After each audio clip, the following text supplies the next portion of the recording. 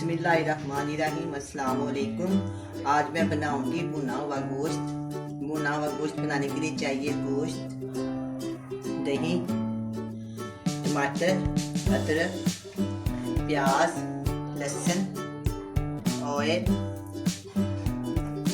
सूखा आलू बुखारा, छोटी इलायची, मोटी इलायची, दालचीनी, लौंग और साबुत काली मिर्च, नमक और काली मिर्च। ये वाला गोश्त मैं ना सिर्फ काली मिर्च के साथ बनाऊंगी और कोई चीज़ नहीं डालूंगी, ना हल्दी, ना इसमें लाल मिर्च का पाउडर जाएगा। ये बहुत ही मज़ेदार गोश्त होता है। इसको भून के बनाते हैं। देखो कितना प्यारा गोश्त है। छोटी छोटी इसकी बोटी की हुई है, जो बिल्कुल कढ़ाई की तरह बनेगा, लेकिन इसको भून देंगे। इसमें ज़्यादा टमाटर वगैरह नहीं डालेंगे, इसलिए इसको भुना हुआ गोश्त कहते हो। ये बहुत ही मज़ेदार हो। अगर आप मेरे स्टाइल में बनाएंगे तो आपको बहुत ही पसंद आएगा। बहुत ही मज़ेदार, बहुत ही नरम, बहुत ही ये मज़ेदार और जायके वाला बनेगा। सबसे पहले मैं क्या करूँगी, प्रेशर कुकर में पकाऊंगी। सबसे पहले मैं प्रेशर कुकर में ऑयल डालूंगी, तो उसको मैं देसी घी के साथ भूनूंगी।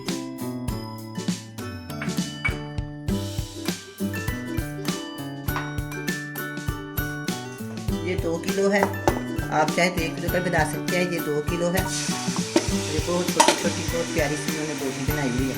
देखिए इसमें मछली भी शामिल है, इसमें सीना भी है, चाप भी है। इतने मज़ेदार जब भुना हुआ गोश्त है।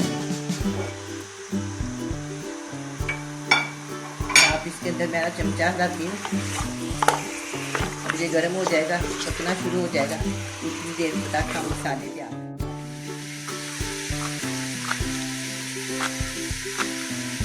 बरीक साइज से काट लूँगी इसको। ये बहुत ही अच्छा लगता है। कुछ मैं इसके अंदर डालूंगी, कुछ मैं पका लूँगी। उस पर कच्चा कच्चा डालेंगे, वो भी बहुत ही मज़ेदार लगता है। हरी मिर्च डालूंगी, थोड़ा सा गार्निश के लिए मिला सकते ये इसके अंदर डाल। अब हम डालेंगे इसके अंदर टमाटर। खाना जितना नहीं खाना है, ये करना है वो करना है। इसलिए बस इसको थोड़ा सा पहले भून देंगे, तो जैसे बहुत अच्छी तरह फ्राई भी हो जाएगा और इसमें स्मेल भी नहीं आएगा।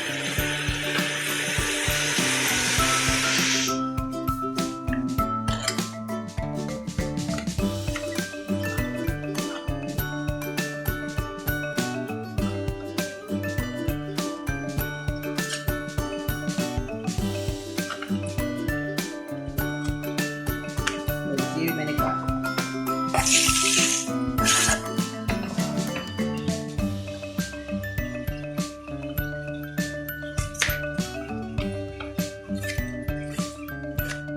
ये 2 टेबल स्पून है लहसुन का पेस्ट मैं इसके अंदर शामिल कर तेल हो गया। अब मैं इसके अंदर बकाया मसाले शामिल कर देती हूँ। 2 से 3 बड़े साइज के टमाटर हैं, 2 प्याज हैं मीडियम साइज के, और कटी हुई अदरक। 2 इंच का टुकड़ा मैंने काट लिया है, बाकी 2 इंच का या मैं उसके अंदर जब भूनूंगी ना फिर डाल। इससे कच्ची अदरक का जायका बहुत मज़ेदार होता है। इससे मैंने आधा इसके अंदर डाल दिया। जो बाद है ना वो मैं जब भूनूंगी ना इसके अंदर डाल। अब इसके अंदर सिर्फ नमक जाएगा, क्योंकि काली मिर्च बाद में डालेंगे। ये देखिए 1 टेबल स्पून मैंने डाल दिया।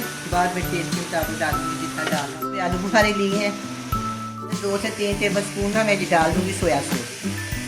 इससे ना ज़रा इसका ना करारापन आ जाए।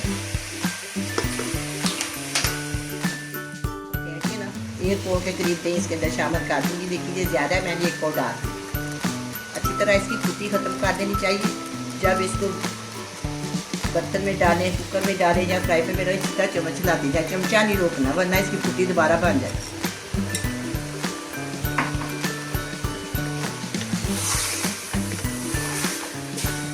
इस तरह भून लूँगी। मैंने प्रेशर कुकर नहीं बंद किया। बाद में जब ये बिल्कुल ठीक भून के जब गुनगुने आ जाएगा, खुद ही ये गल जाएगा। वो छोटी छोटी बोटी है, मैं इसलिए इसको बनाई हुई है। अब गोश्त छोड़ना शुरू कर दी है। अभी भी मैं इसको आधा घंटा भून के पकाना है। इसके अंदर मैंने पानी नहीं शामिल किया। इस तरह भून के इसको पकाऊँ। सारा पानी फिटक हो गया। इसके अंदर मैंने पहले भी बताया कि मैंने पानी नहीं डाला, गोश्त के पानी में मैंने इसको गलाया। अब हम इसके अंदर और देसी घी डालेंगे और इसको दोबारा और भूनेंगे।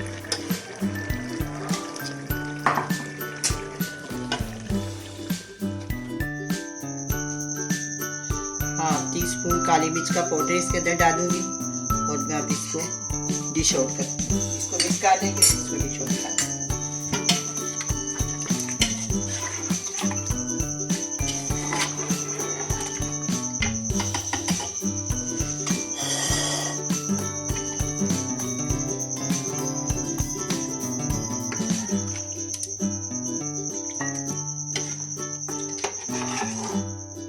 बड़ा मजे का बना है, आप भी बनाएं, बड़े मजे से खाएं। अल्लाह हाफिज।